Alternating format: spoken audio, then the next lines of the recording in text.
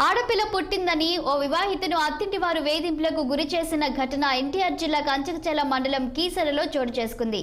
గ్రామానికి చెందిన చిల్లా వంశీకృష్ణకు 2023లో తెలంగాణ రాష్ట్రం ఎరిపాలెం మండలం తెల్లపాడు గ్రామానికి చెందిన హరిప్రియను ఇచ్చి వివాహం చేశారు.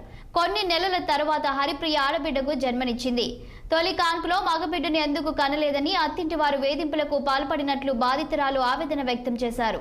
వంశీకృష్ణ సోదరుడు కానిస్టేబుల్ విజయ్ కృష్ణ పుట్టింటి నుండి డబ్బులు తీసుకుని రావాలని వేధిస్తున్నాడని హరిప్రియ పేర్కొన్నారు.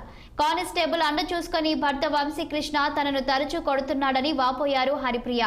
పుట్టింటి నుండి బంగారం డబ్బులు తీసుకుని రావాలని, లేకపోతే ఇంటిలోకి రావద్దని అన్నదమ్ములు బెదిరిస్తున్నారని బోరున విలపించింది హరిప్రియ. తనను తన భర్తతో కలవకుండా విజయ్ కృష్ణ చేస్తున్నాడని, తనకు రక్షణ కావాలని మీడియాను ఆశ్రయించింది హరిప్రియ. వంశీకృష్ణకి ఇచ్చారు. పెళ్ళైన తర్వాత నెలకి కళ్యాణ డబ్బులు ఇవ్వమని వాళ్ళ తమ్ముడు కానిస్టేబుల్ విజయ్ కృష్ణ ఇవ్వమనంటే మేము అమ్మోళ్ళు ఇవ్వలేదని దొంగతనం ఎత్తా అని సంవత్సరానికి నా మీద దొంగతనం వేసి డెలివరీ అయిన తర్వాత 11 నెలలు నన్ను మా ఇంట్లోనే ఉంచారు. ఆడపిల్లని తీసుకొచ్చుకోకుండా అక్కడే ఉంచి నన్ను దొంగ అని మా ఆయనతో నన్ను కలవనీయకుండా అక్కడే ఉంచారు. పంచాయతీలు పెట్టి తీసుకొచ్చుకొని 18 రోజుల నుంచి ఇంట్లో నన్ను టార్చర్ పెడుతున్నారు. పెళ్ళై 2 సంవత్సరాలు ఇంట్లోనే ఉంచి మా ఆయన లేనప్పుడు నన్ను తిట్టడం వాళ్ళ ఇంట్లో వాళ్ళందరూ. ఆయన వచ్చిన తర్వాత చెప్పి నన్ను కొట్టిస్తున్నారు.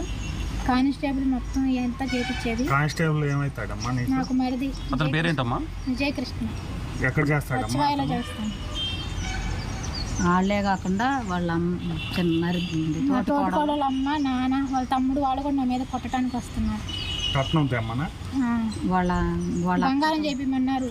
మళ్ళీ డెలివరీ అయిన తర్వాత పిల్లని ఉయ్యాలు వేసే రోజు మా కొడుకు కానిస్టేబుల్ ఎస్ఐని డిఎస్పీని వాళ్ళందరినీ పిలుచుకోవాలి, మటన్ పెట్టి భోజనాలు పెట్టండి ఇబ్బంది పెట్టారు. పెట్టలేదని అప్పటి నుంచి ఇంట్లో గొడవలు మొదలు పెట్టారు.